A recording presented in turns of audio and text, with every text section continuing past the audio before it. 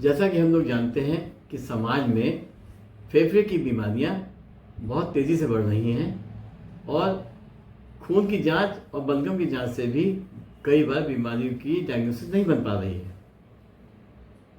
दूसरी तरफ आम जनता फेफड़े की बीमारी को लेके बहुत ही ज़्यादा जागरूक हो गई है, अवेयर हो गई है और वो पेशेंट को कौन सी बीमारी है, उसकी डायग्नोसिस क्या है, ये जानना चाहती है। तो चलिए आज हम आपको लक्षणों से डायग्नोसिस तक की बारे में कैसे पहुंचा जाए उसका रास्ता बताते हैं। यदि किसी व्यक्ति को खांसी, बलगम, सांस लेने में दिक्कत, सांस फूलना, मुंह से खून आना, गले में दिक्कत, आवाज़ का बदलना, बुखार या कमजोरी लगातार या बार बार हो रही है और दवाइयों से नहीं ठीक हो रही है, तो अच्छा होगा कि वो एक्सरे और बलगम की जांच कराएं। हमारे पास इसी तरीके के पेशेंट्स आ रहे हैं जिनको मैंने 3 कैटेगरी में बांटा है। पहली कैटेगरी वो है जिनको लक्षण बार बार या लगातार हो रहे हैं, एक्सरे में दाग धब्बे दिख रहे हैं और बलगम में डायग्नोसिस नहीं बन पा रही है। ऐसे पेशेंट्स हमारे पास लगातार आ रहे हैं और दूरबीन विधि द्वारा फेफड़े की जांच, जिसे ब्रोंकोस्कोपी भी कहते हैं, से बहुत आसानी से डायग्नोसिस बन रही है और पेशेंट ठीक होकर जा रहे हैं। इस तरीके की कैटेगरी के पेशेंट सबसे ज़्यादा हैं। दूसरी कैटेगरी के वो पेशेंट हैं जिनको लक्षण बार बार या लगातार हो रहे हैं, एक्सरे नॉर्मल जैसा दिख रहा है और बलगम नहीं आ रहा है।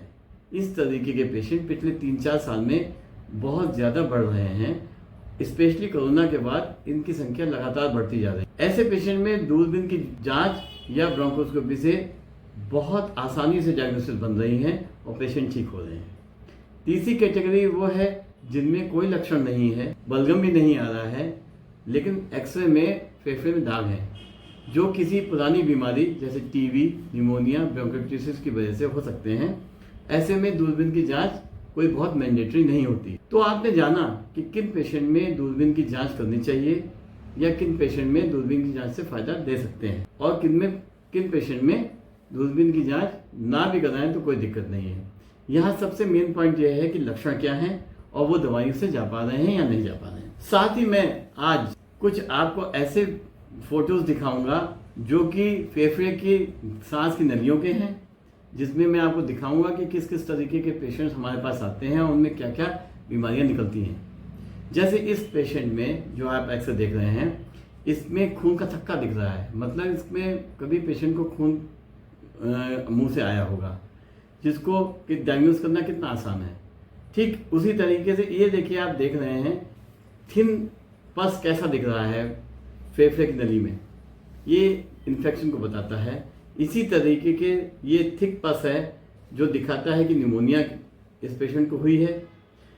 आप यहाँ काले रंग का धब्बा देख रहे हैं जो अधिकतर फंगस की वजह से होता है। इस फोटो में आप काले रंग का धब्बा एक गांठ के ऊपर देख रहे हैं जो कई बार कैंसर की गांठ के साथ साथ फंगस भी होती है। अब यहाँ पे आप देखिए एक गांठ दिख रही है जिसकी संभावना कैंसर की सबसे ज़्यादा है। इस तरीके के पेशेंट बहुत जल्दी डायग्नोस होते हैं और बीमारी जल्दी पकड़ने से उनका इलाज बहुत आसान हो जाता है। तो आपको मैंने आज बहुत ही ब्रीफ में बताया कि किस तरीके के पेशेंट हमारे पास आ रहे हैं और कैसे ठीक होकर जा रहे हैं। यदि आपको ये वीडियो पसंद आया हो तो आप इसको लाइक करें, चैनल को सब्सक्राइब करें और ये इतनी अच्छी जानकारी को सारी जनता में फैलाएं जिससे लोग इस चीज़ का फ़ायदा ले सकें। आपने ये वीडियो देखा उसके लिए धन्यवाद।